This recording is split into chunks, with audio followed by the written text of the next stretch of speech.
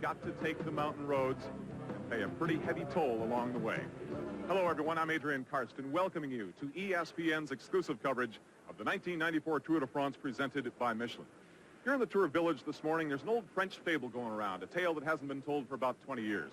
First few lines, written in the 50s, speak of a man losing his mind on a mountain. Next chapter, a very dark one, about a hero losing his life in search of this magical yellow shirt. Last few lines come from the 70s, when a man named Eddie Merckx, perhaps the greatest the sport has seen to date, being driven to his knees, knocked unconscious by a giant named Ventoux. Phil Liggett, the story of Stage 15 really is no fairy tale.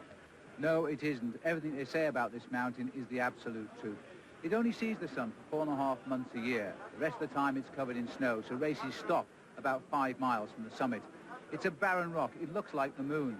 Today, the riders truly are afraid to go up it. 25% of the field has dropped. Lance Armstrong, really the last American hope, instead of going up the hill, decided to fly back home last night. Yes, we mustn't forget that Lance is only 22. He's hit the top at a very young age. He was a world champion at 21. He wants to defend that title later this year, which will be in very hot conditions in Sicily, just off Italy. Now, you know, with Lance Armstrong, I think what he should have done, though, was to go into the mountains for the next couple of days and get the feel, because now he's abandoned 2 Tours de France. And so, you know, mentally, he's going to start remembering that. We're expecting our 3rd consecutive 100-degree day. Same kind of conditions that knocked another 18 from the field yesterday. The scene this morning honestly could be any morning, because every day since he's been in the yellow jersey, Miguel Indurain has commanded this kind of attention from the press and his public. On July 2nd, Tony Rominger pushed off in the prologue as the pre-race favorite, but Miguel Indurain was the favorite among the fans. He had won the 3 previous Tours de France, but came back to conquer a course designed specifically to conquer him. But from out of nowhere, actually from out of Great Britain, came Chris Boardman, a rookie whose prologue time put him in the yellow jersey. So for the first 8 stages, Miguel Indurain watched and waited for his moment, knowing his time would come.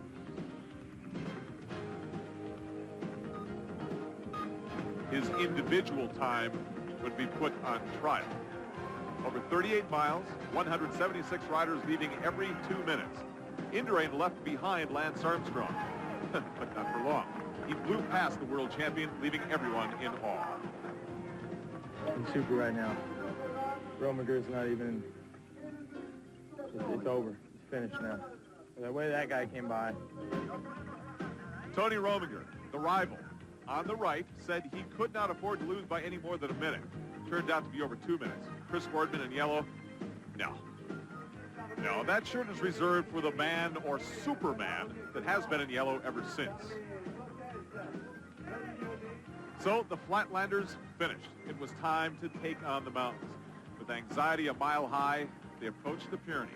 The determination in the face of Indurain was something many in this sport have never seen before. Blasting up the side of Hautacam with Luc Leblanc puffing and puffing down his neck. This race is enough to make men sick, like Claudio Chiappucci, who lost it in the climb. He couldn't get up for any more. Rominger and Big Mig may be rubbing elbows for the final time, because Rominger couldn't stomach the virus that was working its way through the race and had to depart in unlucky stage number 13. Took his position in a very unique class of 94 dropouts who just 2 weeks ago were on the honor roll of riders. The unforgettable crash in stage 1 in Armentières proved 2 things. Indurain is good and lucky. Keep your eyes to the right side of the screen. That's Miguel Indurain highlighted. You'll see a bike crash right in front of him. He could have gone to the hospital as easily as he did come across the finish line. If he can be defeated, it would start today, because there's a new generation of riders emerging. Know just about everything there is to know about the Tour, except one thing: fear. Still, these guys may let someone else lead them up the hill today. Moments ago, we mentioned how the Tour has taken its toll on some of the riders. How about these gentlemen who have paid the price? Every one of these riders has either won the Tour, won a stage, or finished in the top 3. Notice their ages: 33, 32, 31, 30. Then take a look at those remaining in the race for the yellow jersey. Miguel Indurain on top, Armand de las Cuevas and Richard Virenque behind. Indurain fans love the way he looks in yellow. They like the way he looks on a shirt, too. Here's Paul Sherwin with some thoughts. The Mont Ventoux is a very scary mountain. There's a lot of mystique attached to it. It's not just the fact that Tom Simpson died there. It's not just the fact that Eddie Merckx was blown away there in one of his Tour de France's, but every rider knows the legends that this mountain has created. The Giant of Provence, as it's called, has so many stories to be told. Even Miguel Indurain, when he rode the Tour de France in 1987, was 15 minutes behind the winner when he got to the top of the mountain. So everybody knows the stories of how cruel this mountain can be. Along the same roads that Roman soldiers marched upon, these guys are not out to conquer the world, just a little piece of it. Major mountain. This morning, start of stage 15. A lot of talk around the starting line this morning that of the 140-odd riders left, maybe 100 of them are literally on the edge and can drop at any time.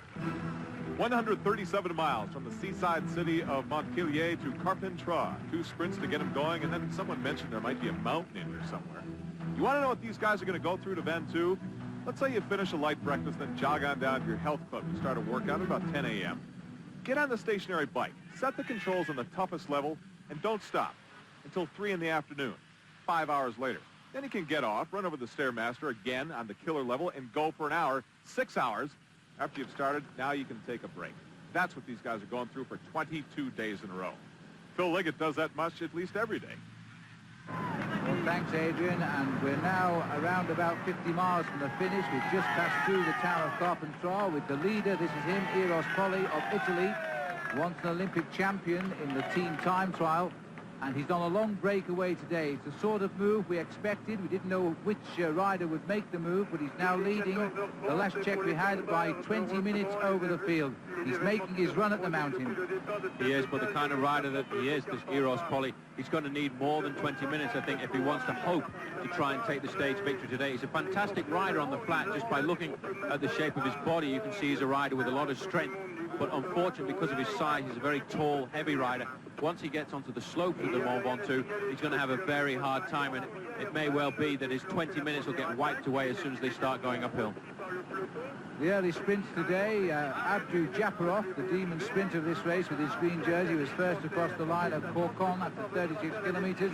That's about 22 miles, followed by the other 2 top sprinters, Jan Zerada from Slovakia and Silvio Martinello of Italy. And then we got down to Dion after 73 kilometres, and Poli had already gone. He had a lead there of 4 minutes and 43 seconds to take the points at Dion. And Jan Zerada got a rare victory over Abdou Japarov for second place in the sprint. Poli's attack had come at 60 kilometres today, 38 miles, and no resistance at all from the big bunch. They thought if he wants to fry out there today, then he's welcome to it. We're looking at the field now, all of the Banesto team surrounding their leader, Miguel Indurain. No pedals turned in anger at all. They've ridden along. In fact, they only covered the first hour, riding at around 17 miles an hour. Very, very slow indeed. And I think it just shows the respect that this field has for the climb to come. Well, everybody's worried about the Mont Ventoux. The Tour de France doesn't go over it on a very regular basis. In fact, the last time was back in 1987 when Jean-François Bernard, who's actually a teammate now of Miguel Indurain on the Banesto squad, won the time trial up there. But everybody knows the stories about this big mountain, and it really is a scary proposition because although it's only 1,900 meters, which is not as high as many of the other mountains in the Alps, you're starting at a very low altitude anyway, so it's actually 1,600 meters of climbing before you get to the top. Well, it's a beautiful area if you're on holiday here in the Ventoux, but it certainly is a tough proposition if you're a rider in the Tour de France. And Eros Poli has decided to gamble here on the field, giving him the big lead. Once he broke the elastic, it went up very rapidly. At about 42 miles, he got that 4 minutes lead, but by the time he got to 62 miles, it was up to 14 minutes. And by the time he passed to the 90-mile point, it was 20 minutes. And he's about 3 or 4 miles outside of Carpentras. He's passed through. It's a big loop of 50 miles, but of course, right in the middle of that 50-mile loop is the climb of Mont Ventoux. And that, I feel sure, will be the stumbling block for this big man. I have to tell you, Phil, just to put it into perspective, a non-climber can lose something like between 20 and 30 minutes on the ascension of the Mont Ventoux. It is such a tough climb for a man like Eros Poli, who isn't able to climb extremely well, and that may well be if he can get to the bottom with 30 minutes advantage, then I'd give him a chance at taking the stage victory. That is the kind of lead that he needs if he wants to steal the stage today. And straight ahead of Poli here, we can normally see the peak of Ventoux here in Provence, but there is a mist up there. It's a heat haze rather than a mist, and it won't affect our pictures, of course, but we can't see the climb just at the moment. But normally on this approach, we would see the climb about 15 miles ahead, and it's visible all over Provence. Well, Phil, we talked so much about the effect fatigue has had on this tour. Consider this. Only 3 of the original 21 teams still have all their riders left on the road. Banesto, Festina, and GBMG. Stage 15 is heating up. The rest of the peloton is now passing in review. And the bell rings, denoting the last lap for the main field here on today's stage. And they're coming through around about 22 minutes since the passage of Eros Poli. In between the two of them, Mario Montauban, the Carrera team, he's gone through 15 minutes and 55 seconds behind Poli. And we'll get a time check on the bunch very shortly when they cross the line here. They still don't seem at all concerned, and yet Eros Poli has now begun the climb of Ventoux. Well, it's amazing once you actually get onto that climb how this big time gap will vanish on the slopes of the Mont Ventoux. It may well be that Poli has enough to slip away and take the stage, but Eros Poli is not a threat to Miguel Indurain in the overall standings, and it's the other teams that have to come to the front and put the pressure on if they want to scare the Spanish rider. Well, I think the passage through the finish line here with just the 50-mile circuit to go will be the signal for the pace to be halted up a little bit. With everybody afraid of what might happen up there on the slopes. It starts in the town of Bedouin, and then it begins the long climb up to Chaly-Reynard. That's normally the turning point of the early season bike races, because then they switch away to the right and fall back down to the valley below. But now in the Tour de France, the snows are gone, and the riders continue straight into the open road of barren countryside. But has it been for the last few days? You can see it's still the Banesto squad doing all the work at the front. They're not killing themselves at the moment. They're just setting a gentle pace to make sure that nobody attacks. It's their responsibility, having the leader of the Tour de France on their squad, to impose a rhythm, to stop that lead getting too far in advance. But if you get a chance, you can just see always behind Miguel Indurain, there is one rider there just to keep an eye on Indurain, to make sure he doesn't have a puncture and to make sure that he's aware of what is happening with his team leader. You see, I think today the designated man is Gérard Rouet. He's sitting just a little bit behind Indurain to keep an eye on him. The Banesto boys know a dogfight could develop at any time down the peloton to try and chip away at Indurain. Poli continues to lead the charge up Giant Ventoux, and we remind you that tomorrow the tour gets tougher. Sound familiar? 21 turns up the unforgiving face of L'Alpe d'Huez. A slap in the face of the riders who remain. You'll see it at 3 p.m. Eastern, noon Pacific time, another hour tomorrow. Poli, the first to attack Ventoux. Now the rest of the climbers are coming up on what is the hottest day of the tour so far, 104 degrees. And they're attacking this mountain now with a lot of energy indeed. This is Olivier Rincon of the Once team. And in fact, further up the road, the latest time check we've got on Poli, by the way, is 23 minutes and 7 seconds. So for the first time, there's a reverse there, and the gap is now beginning to come down. Alberto Eli is the rider in front, and Rincon, the first time we've seen, he won the stage last year, Paul. Now maybe we're going to see him do it again today. Well, I think Once were expecting a lot more of him this year. He was regarded as their top man for an overall placing in the Tour de France. A big hope for the future for Colombia, definitely. But you see, he's actually struggling to stay with Alberto Eli here, and he can't even match the pace as the Italian's riding away from him. This is a very tough part of the climb here, up through the forest to begin with. But once they get a little bit higher to the Chaly-Reynard, they actually climb out of the trees, and that's when it really starts to get tough. Well, this is Thomas Davy up ahead, 8th overall in the Tour, and hoping today he will climb well and move up and put another Frenchman in the top 5 riders in the race. That's probably why he attacked right at the start of the climb. But in fact, he's now being joined by Eli, and 2 will climb better than 1. We're climbing up towards Chaly-Reynard. It's a climb which we often use in Paris-Nice, the early season stage race, which they call the Race to the Sun. Starts in Paris in March and finishes down the other end a few days later, where the sun shines on the Côte d'Azur. I think looking at this here, though, Davy went a little bit early, tried to get a little bit of a lead before the big guns start to fire on the climb here. He wasn't able to stay with the Colombian champion there, Munoz Fernandez, and now he's fighting to try and stay with Alberto Elia just a little bit longer. But this is a very tough climb here, and soon, in a short while, I think we'll start to see Miguel Indurain's team putting the pressure on a little bit to make sure they can get rid of everybody else. Paul, the last time the Tour de France climbed Mount Ventoux was in 1987, Indurain's third tour, as a matter of fact, a year in which he lost a lot of time here, but he looks pretty strong today. You know, they say tall riders have tough times in the climbs. Well, here's Eros Poli at 6'3", tallest man on the tour, leading the way up Ventoux, where Tom Simpson lost his life in 1967, the only death in Tour history. Considered the greatest rider ever from Great Britain, he collapsed half a mile from the summit and died of heat exhaustion. The temperature that day in the high 80s. Today, it's over 100. We're only on the lower slopes of Mont Ventoux. We're something like 6 or 7 miles from the top of the climb yet. Hervé pacing his teammate Virenque. Indurain just sitting there on his shoulder. Now we can get a good view of the riders who are left, and we're closing in surely but steadily on Mario Montalvan, who broke away in pursuit of Eros Poli, and now we can see for the first time on this climb Eros Poli, and look at the difference in the rhythm. You can almost feel the pain actually as you look at the way he's laboring over his bike. This is on the flatlands, not used to this kind of mountain. He's such a big, heavy rider. He's really suffering to get to the top, and he's only halfway up the mountain as it is at the moment. And he'll realize that the main pack and the climbers will be eating into his leads really rapidly now. Well, he's the tallest man in the race, and tall men, they don't usually climb well. But Poli knows he's got 20 minutes start on them on the bottom. He's not committing suicide on the climb. He's riding in his own pace. And like all men who can't climb, he hopes he will still be in shooting distance of the leaders when they catch him near the summit. Well, I think we really are looking at a man who could do well in the Tour de France. He's already turned professional rather late. Pascal Hervé, the rider setting the pace just off our camera to the left here.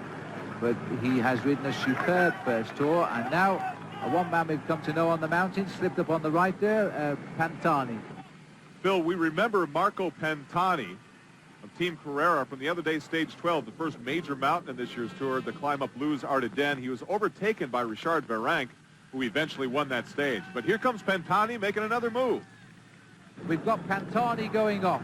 Now this is the man we've seen attack on all of the climbs throughout the Pyrenees, and Pantani's going to test them again very early on, Paul. He goes early all of the time, and this is the sort of move that could give him the stage. Both times he's attacked so far, he's misjudged the finish. But he did in the Tour of Italy as well. He attacked a long way out, but a couple of times he succeeded, and he took 2 great stage victories in the Tour of Italy, and that's an exciting move by him. But you see, today he's a little bit numb at the moment. He really hasn't got the gap that he wanted straight away. Miguel Indurain hasn't reacted. He realizes how far behind him in the overall standings these riders are. But one man he hasn't got to let go too far clear is Luc Leblanc, who is third in the line at the moment. Now that's a great move. Leblanc has seen the Express leaving the station, and he's gone onto the back wheel here of these three. And Indurain, I think, might lift the tempo here to keep Luc Leblanc in the pack. There's 8 minutes and 35 seconds separates Indurain from Leblanc. Leblanc is 4th overall, and the 2 Frenchmen, Virenque and de las Cuevas, are between Indurain and Leblanc. Well, Virenque will not react. He's a teammate of Leblanc and would happily concede his 2nd place overall to his teammate. De las Cuevas may not be able to. Well, I think de las Cuevas is just happy to hang in there because he's not a reputed climber. He's a very courageous rider who has an exceptionally good time trial, which is why he's lying so high in the overall standings at the moment. He'll just be happy if he can hang on to Miguel Indurain's wheel. But this is, I think, what the scenario is going to be for the next few days in the mountains. The Festina squad are going to launch their men at the head of the race and try and put Miguel Indurain under pressure. They realize that he's fallible there. They realize this is the terrain where he can be beaten. And this is a great move by the Festina squad. Number 91 there with the blue jersey, Luc Leblanc, is going to put pressure on Miguel Indurain today. But Big Mig, as they call him, is not the kind of man to panic on a climb like this. He'll let their climbers attack and then slowly bring his rhythm back and try and peg them before the summit. Don't forget, this is a very long climb. Early days indeed. We're climbing towards Chalet Reynard, and in fact the leader is already through Chalet Reynard, but our camera's staying with the action here on the slopes. We only have a couple of motorbikes in amongst the race, and they can't show us everything, and they're rightly choosing to show us the action here in the main field, and we'll have to keep you informed as we get time checks as to the whereabouts of the leader on the road, Eros Poli, and the man who's chasing him, Mario Montalvan. In fact, we've got no news on him at all since he passed through Carpentras, some 15 minutes behind Poli. Going up Mount Ventoux, which means windy mountain. Not too much wind today, though, as we look back in the main field with Indurain in yellow. This is Pascal Lino of Team Festina moving to the front. Paul, question for you. Is that to protect his man, Luc Leblanc, who has broken away? That is the most logical thing that he'll do. He'll come and sit here and set a pace which is comfortable, but not fast enough to pull into the lead that Luc Leblanc has. And he's looking over his shoulder to see what the situation is with the other riders, and he'll do that as a discouraging movement to try and help the success of the breakaway of Luc Leblanc. Well, this man Indurain just sits there and rides. He looks like he's almost going to find himself setting the pace for that group in a minute by default, in effect. And if he starts climbing this mountain today like he climbed at Otakam just before we the day we went into the Pyrenees, then he'll destroy that field again. He will do, but at the moment he isn't panicking at all. And you see a lot of riders have disappeared from this group now. It really is thinning out. One major person who's missing out at the moment is in fact Barney Rees, the Danish rider who won the stage the other day. He was lying in 7th place overall, and he's not in this group at the moment, but he had this problem also when they went over the Tourmalet, and he managed to recover and came back on the descent. And we're now seeing Gonzalez Arrieta. He's done his work for Indurain. He's the faithful teammate, and now that's the price you pay. You get tailed off because you can't match the pace anymore. He was a man quite capable of going up with that group, but of course he's made the pace, and as a result of his pace-making, this group has pulled back 9 minutes of the big lead of Poli since this climb began. And here also in trouble is Peter Ugrumov, Paul, and he's 9th overall. Looking down the top 10 at the moment, the rider, as you rightly say, is not here, Bjarne Riis. Thomas Davy, I think, has fallen back, and also Vladimir Kulnikov. So we've lost 3 of the top 10 from this group, and Alex Zula, there he is, number 61, he was 11th, could be climbing up a little bit today. Yeah, but I think Pulnikov has actually made a recovery, and he's got back into the group there, number 57, just behind Miguel Indurain. There is Pulnikov. He's been having a hard time, though, and there's still an awful long way to go to the top of this mountain, and he may well drop before we get to the summit. The rider sitting at the back here, number 45, is Bruno Kengialta. He's not a great climber, but he's a tenacious boy, and he hangs on to the big men in the mountains. There is Pulnikov now. He has got back. This is Udo Boltz, who is climbing very well and will steadily move the overall classification if things go well for him today. And this is Hernan Buenahora from Colombia, and that's a new name for me. Well, as a rider I saw also earlier this year in the Tour of Italy, did a great ride. And it looks to me, in fact, Mantovan is being caught by Pantani, and Mantovan, what a teammate he is. He saw his team leader coming up there, and he was quite prepared to hand up his bottle to him if necessary. Well, there you see him, Mantovani, who went through Carpentras with a lead of 9 minutes over the main field, has been caught midway up Mont Ventoux by his teammate Marco Pantani. So Mantovani has been the springboard for the attack of Pantani. It may well have been a plan at the start of the day. He's gone back now, having given his drink onward to Marco Pantani. They go on. Indurain continues to ride his own Tour de France here and watch everybody fall away from his wheel. Pulnikov now going to the back, really suffering again. It may well be that we see the end of Pulnikov on this climb today, because it really is a long way to go still, and everybody's suffering. I'm surprised to see Pascalino still here. Richard Viron takes a look across there at Pascalino. Viron suffering a little bit too, but the Festina squad as a whole are having a great operation today by launching Luc Leblanc to the front, but Miguel Indurain is the man in yellow who's taking over the chase behind Luc Leblanc to put everybody in order. Well, they'll certainly increase their lead in the team race. The team race, by the way, is based on the time of the first 3 riders across the line each day from the same team. They add those 3 times together, and the best time of the day is transferred to the overall classification of the team. So Festina have 3 men left in this lead group, and I don't think any other team has 3 men up here now, which will give them an even greater lead overall. And that acceleration, I think, might have spun off the back Pascalino and Richard. But now look at this. Now this is Indurain now deciding to lift the tempo. Armand de las Cuevas gets his wheel, Berenc gets his wheel, and then comes Conti. He gets on the back, and I think it's Pascalino has just about hung on at the back there, but he has just ripped the field apart again here. This man is frightening. Well, it really is a climb that takes no prisoners, and a lot of riders being condemned to follow in the wake of Miguel Indurain tonight. He's just taken over the ropes now and decided enough is enough. I'm going to get back up there to Luc Leblanc. You thought you were putting me under pressure, but today I'm the strongest man in the Tour de France. There's a lot of days to go. Don't play with me. There you can see Mantovan has just been pulled back in by the yellow jersey group. It looks now as if Alberto Eli has dropped away from the picture. Pulnikov has definitely vanished now. And there, the last man, number 5 there in the line, Pascalino, is just about staying in contact. Well, mostly because of Miguel. At this point, after 15 days of racing, the Tour has the fastest overall average speed of any Tour de France in history. And if this continues, we're going to have a new land speed record by the time we reach Paris on Sunday. We've been watching Eros Poli of Team Mercatoni Uno getting as much time and distance between himself and the chase group, including Indurain and Varane. Now they are closing the gap as we head up the hill. Here's Phil and Paul. As we look down, Varane, Indurain, De Las Cuevas, Luc Leblanc, Roberto Conti.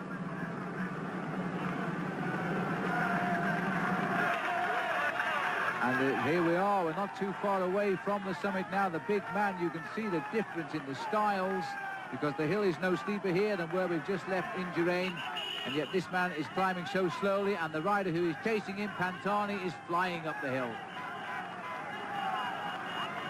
Durant here in the yellow jersey group. Now the onus is all on the Festina squad, and it's amazing how the tables can turn so very quickly in cycling. Before, it was Miguel Indurain who had to do all the chasing to bring Luc Leblanc back, and now it's his adversaries on the Festina squad who have to chase down Marco Pantani, who's now 57 seconds ahead of the yellow jersey group, but a little bit further up the road. Eros Poli is still fighting with himself as in his own private little battle to try and get to the top of the Mont Ventoux.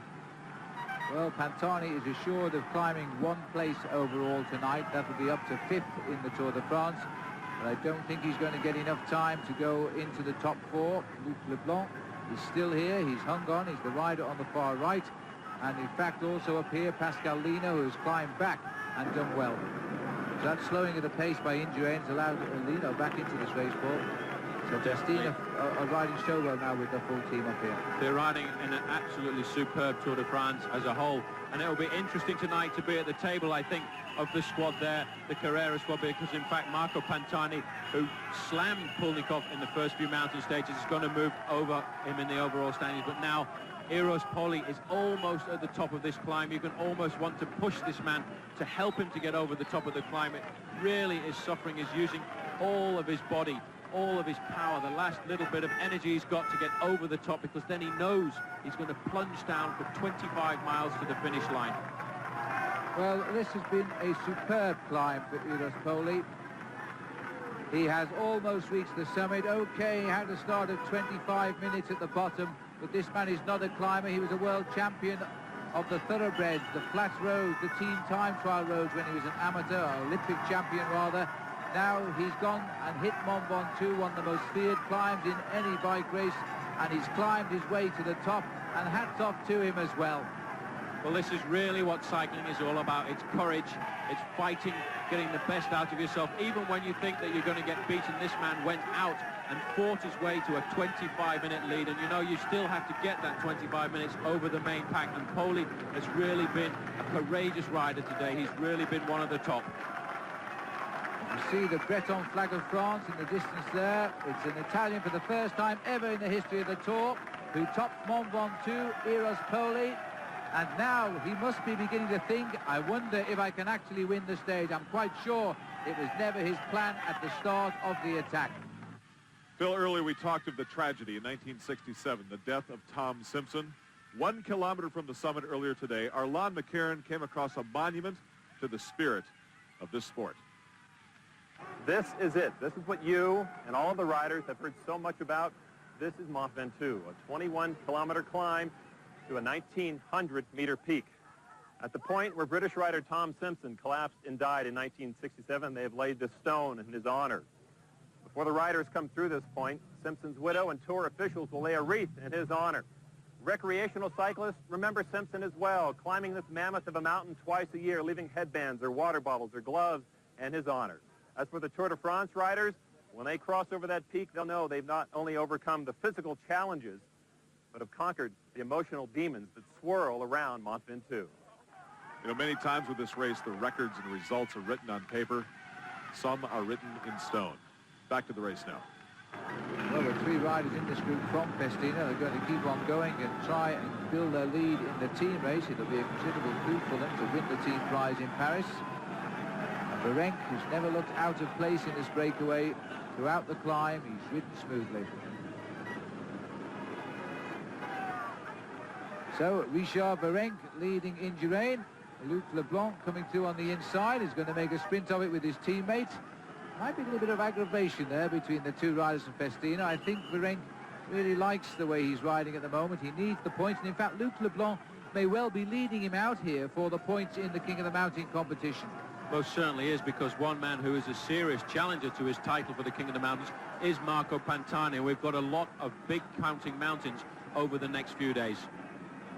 So the chase group comes up to the summit. Over the top is Eros Poli. 4 minutes 31 seconds behind him has gone Marco Pantani. And De Las Cuevas trying to snatch a few mountain points as well, but it is Virenque who takes the next set of points. 5 minutes 58 seconds down. This very select group still has a lot of work to do to get back on terms with the Italian Eros Poli. 1 kilometer from the summit, Marco Pantani, one of the greatest climbers left in the field, is going about 12 miles per hour. He's picked up the pace a little bit here. Downhill, he's going 70. Here's the Michelin race summary. After breaking away at 20 miles in, the biggest man on the tour, Eros Poli, is still in front after 100 miles of solo riding. With 20 miles now to Carpentras, Pantani is 5 minutes behind Poli. Indurain's group, including his top 3 challengers, are hot on Pantani's trail. Eros Poli with Pantani in tow, blowing down Windy Mountain, better known as Mount Ventoux. Well, here's Eros Poli now going under the 10 kilometers to go banner. That's 6 miles. He's still conserving 4 minutes 15 seconds of his lead.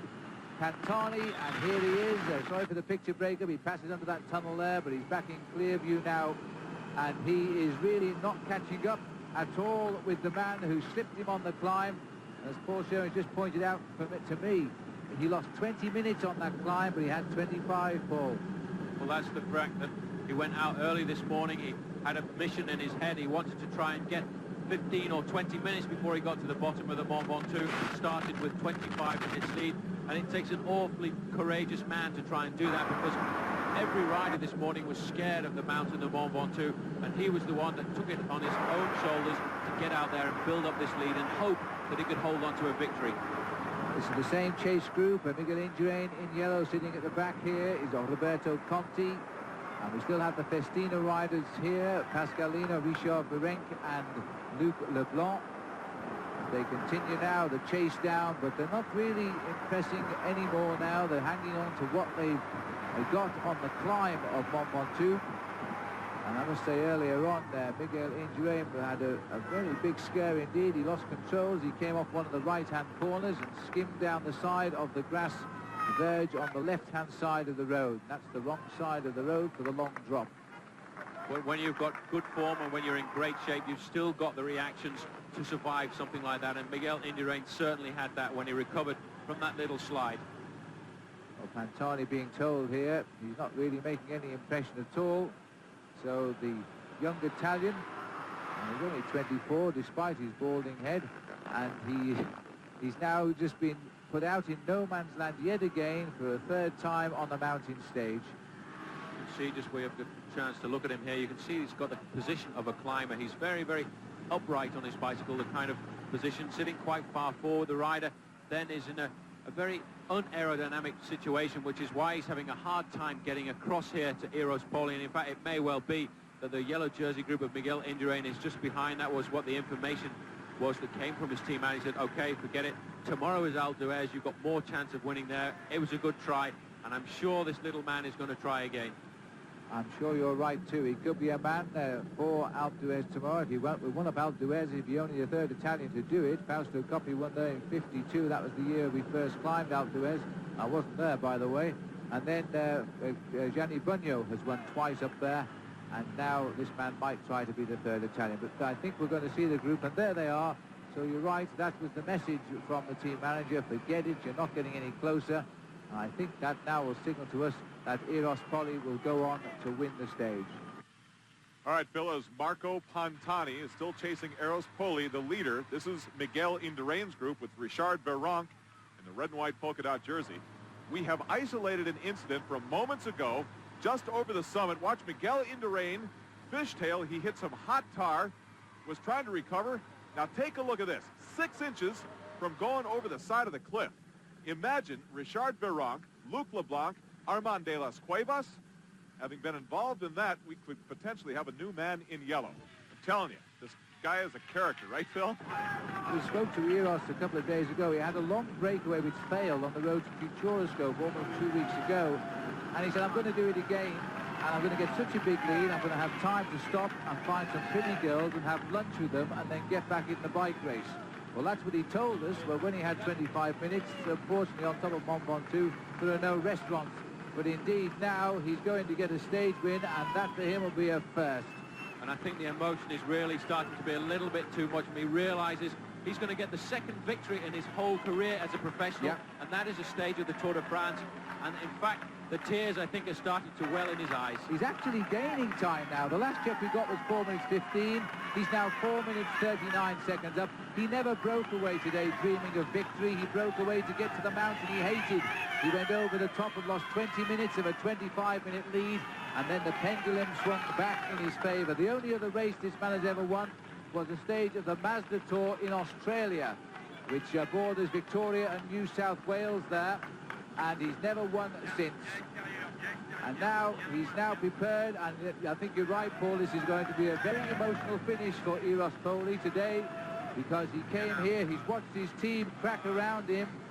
They're not going to finish very many. There's only Franco Coccioli, Rosario Fina, and Silvia Martinello and Johnny Toland, last man in this race, and this rider here, Eros Poli.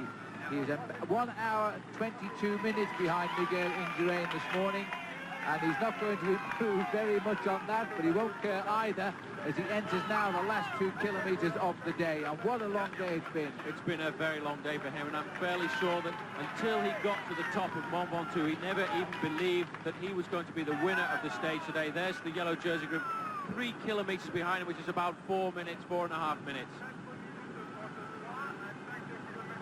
So we have this chase group, which is now beginning to fall out with one another. Oh, this is the group, in fact, behind the chase group, because here we have Kurnikov and Alex Zula driving the train. And look at this, Paul. This, in fact, is Alex Zula bringing a small group back up to the race leader. We had no indication of this on the road at all. An incredible recovery, because Piotr Ugramov is in there, Pulnikov, Alex Zula, and in fact, I think that's Alberto Eli. So that's a big regrouping happened there. And it saved the finish too for Peter Ugramov. He's maintained his high overall position now. He's 9th in this race, because Thomas Davy and Bjorn Ries are not here. But they've clawed the way back on the descent, and what a very good chase indeed that has been. I don't think Cantoni will be too pleased to see his teammate, Vladimir Pulnikov. They're not on the best of terms, because they both won a high finish in the Tour. Now into the streets of Carpentras. He was here about 2 hours ago. And here we have now Eros Poli arriving at the 1 kilometer kite, and the tears are beginning, because he never dreamt of this. When he came to Carpentras 2 hours ago, his lead was 23 minutes and 33 seconds, and he thought that might just about get me to nearly the top of Mont Ventoux. Better than that, his lead went up to 25 minutes and 27 seconds, and then they went for him on Ventoux. They took back 20 minutes of that time. He's held the 5-minute advantage, and in fact, he started to go away again by a few seconds. Eros Poli can now prepare himself for the greatest moment of his professional cycling career. Well, it's going to be very emotional for him when he comes up the last 400 or 500 meters here, while there's a little bit of action in the main field here, the yellow jersey group. Everybody's trying to jump clear, and that looks to me as if that's Alberto Eli from the GBMG squad going away from the rest. But this is the man who's been racing today. This is the man that everybody will throw their hats in the air for. Eros Poli has done an incredible ride today, and I'm fairly sure this morning he could not have believed that he would be a stage winner in this year's Tour de France. Eros Poli is all smiles. He used to love to race in Australia. He rode the Commonwealth Bank Classic in '88. He won a stage there in the Pro Mazda Tour after that. And now he's got his next big win. It's come a few years later. But Eros Poli salutes the crowd. He takes the bow. This is incredible. This very, very colourful Italian never broke away today to win. He broke away to survive, and my goodness me, did he survive. That survival started long before he attacked Ventoux by going out.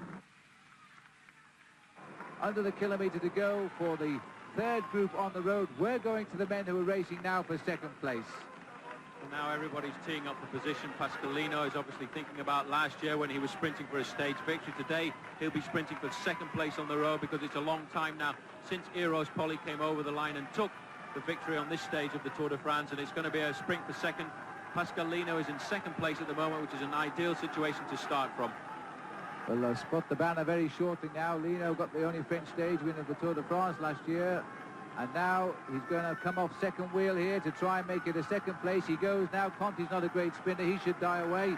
But watch out for Ellie, who is on the far right. Ellie is going to take Lino on. I think Ellie, who started this move, is going to come clear and get second place. First and second for Italy. France get third.